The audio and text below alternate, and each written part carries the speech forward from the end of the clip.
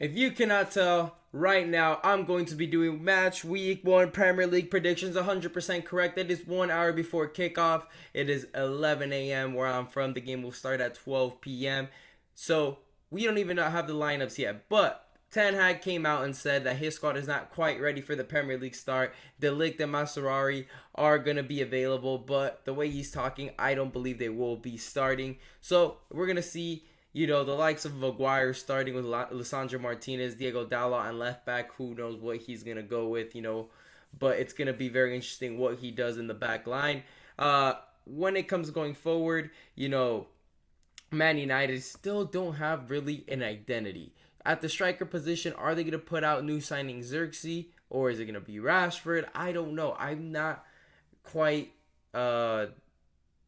understanding of what Ten Hag is cooking up there. I wouldn't be surprised if I see Bruno Fernandes, Mason Mount, Diallo, and Marcus Rashford again. It's actually kind of insane what's going on. But Fulham, on the other hand, have gone into Man United, have gone to Old Trafford last season towards the end of the year and went in and beat them. So I see them receiving Man United and getting a win, a nice little stunner at the opening week, and I can see just Ten Hag getting a bunch of hate by the media right after that. Liverpool, Ipswich. Liverpool is twice the team Ipswich is. Yes, Ipswich has a decent manager, McKenna, but this Liverpool squad is very talented. No matter who's at the helm, you should be able to beat Ipswich.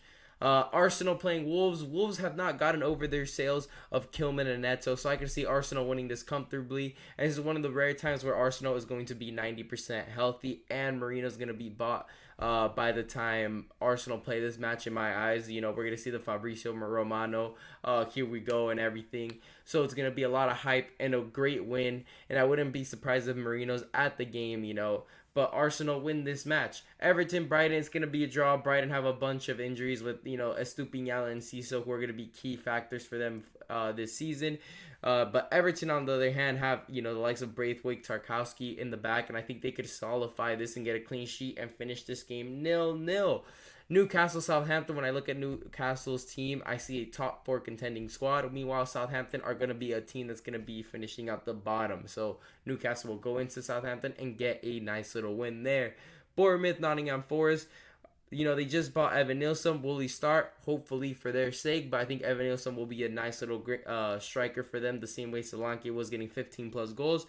Meanwhile, Nottingham Forest will struggle this season in the Premier League. So I got Bournemouth with their new manager, who's looked very well, who had them finishing, close to 10th place. I'm going to have Bournemouth winning that match. Aston Villa, West Ham. This is going to be probably the game of the week. So Villa have a better striking option. I think they've got a better midfield as well. But the thing about West Ham, I think defensively, when it comes to the defensive midfielders, he's got more options. Villa, on the other hand, their center back duo, I think they're more solid. They've got Konsa, who just played for England. They got Pau Torres. They just bring in Matson. They've got options, Matty Cash, Digne. West Ham, on the other hand, I think they've got less quality in the back. I'm not totally sure if Kilman was worth that price tag, considering he still hasn't capped for England. But the difference will come down to the striking option, and I think Fulkrug has some time to adapt to the Premier League. Meanwhile, Aston Villa's Oli Watkins will come in and tear it up and win that match. Brentford will be playing against Crystal Palace. I believe it's going to be a 1-1 draw. Ivan Toney's going to come in and score a goal. He's going to have a great year, considering big clubs are going to be looking at him, and his time is running out for that big move that he highly wants. Meanwhile, Crystal Palace, I'm not sure if Mateta's going to be playing, considering of his role in the Olympics. But I do think they will end up getting a nice cheeky little draw here, considering that Guehi's still there, Anderson's still there, 2 center backs that are going to be, linked with moves to Fulham and Newcastle. So it'll be interesting how Crystal Palace's transfer window ends up finishing. Man City, Chelsea, Cucurella. Yeah, you're going to be eating up those words when Haaland scores a hat trick on you, mate. Erling Haaland is going to go ballistic and absolutely get a hat trick here. If you have a house, sell it and put it on Haaland scoring a goal anytime against Chelsea, because he will most definitely do it, because Cucurella for some reason was singing about Haaland. Why would he do that? This man's about to go crazy on you.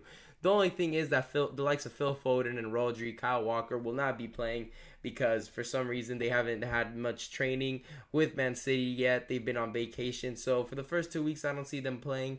But the thing about Chelsea is they are a mess. They transfer in 11 players every transfer window, and they've got a new manager just after Pochettino figure out the squad. So for me, Chelsea's going to be a mid-table team once again with a manager that just promoted Leicester. But in reality, what has he proven that he could come in and turn it around for Chelsea? Nothing. So I got Man City winning this match. Spurs, Leicester.